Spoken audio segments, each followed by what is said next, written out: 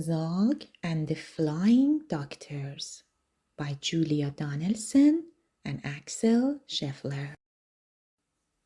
Meet the Flying Doctors, a dragon, knight, and girl. Their names are Gadabout the Great and Zog and Princess Pearl. Pearl gives people medicine and pills and vaccinations. And Gadabout is expert at performing operations. Zog is good at flying, though not quite so good at landing. But Gadabout and Princess Pearl are always understanding. Flying high one morning, they heard a mermaid wail. "I am sunburned and it hurts," she cried, and swished her scaly tail. Bang, crash, thump, they landed. The mermaid skin was red. Pearl rubbed in some special cream.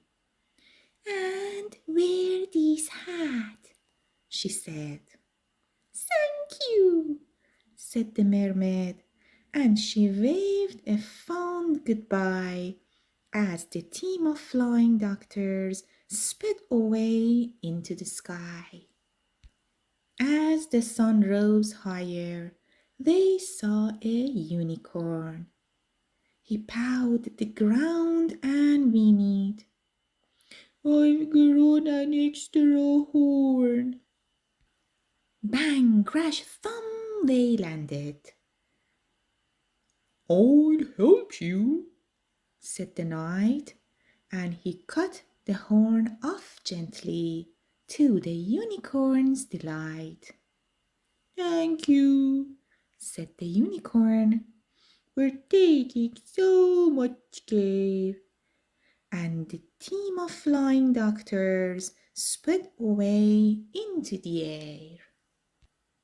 Halfway through the afternoon, they heard a lion sneeze.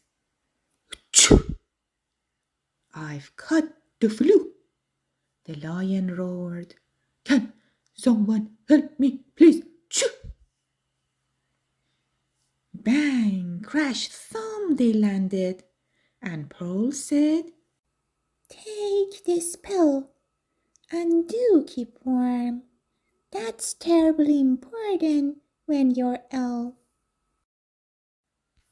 But the lion's cave was chilly, so Zog said, "Fetch some wood." Then he breathed out lots of flames until the fire burned bright and good. "Thank you," roared the lion. "I'm feeling nice and warm now." Then the team of flying doctors sped away into the storm. As evening fell, they saw a great big palace down below. "My uncle's house," said Princess Pearl. "Let's go and say hello." Bang, crash, thump, they landed. Pearl's uncle was the king. He didn't say hello. Instead, he said, "You naughty thing, where have you been?" He thundered. "You look an awful mess. What's happened to your crown? And where is your pretty frilly dress?" "But, uncle, can't you see that I'm a doctor now?" said Pearl. The king replied, "Princesses can't be doctors, silly girl." He told his men to seize her and to lock her up inside. Princess Pearl was furious. She stamped and stormed and cried. Weeks went by, and Princess Pearl spent many weary hours sewing pretty cushions and arranging pretty flowers. The others tried to rescue her with all their might and main, but they simply couldn't manage. All their efforts were in vain. Each night they flew to visit her and perch upon her seal, and one dark night she told them that the king had fallen ill. The king grew worse.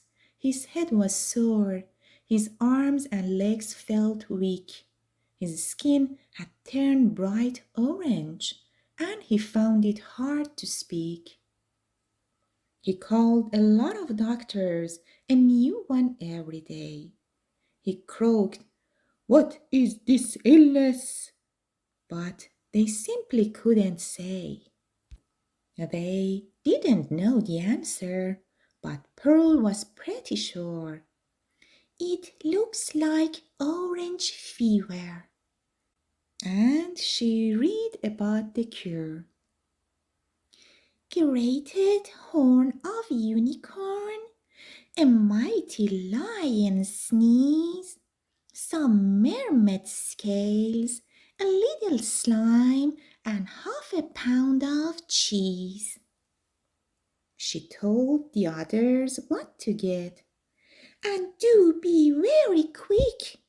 My uncle could be dying. He looks extremely sick." Away flew Zog and Gadabout. They reached the lion's den. Bang, crash, thump, they landed. He sneezed for them, and then they flew back to the forest, where the grateful unicorn was very pleased to give them his unwanted sawed-off horn. Back to Mermaid's Rock they flew.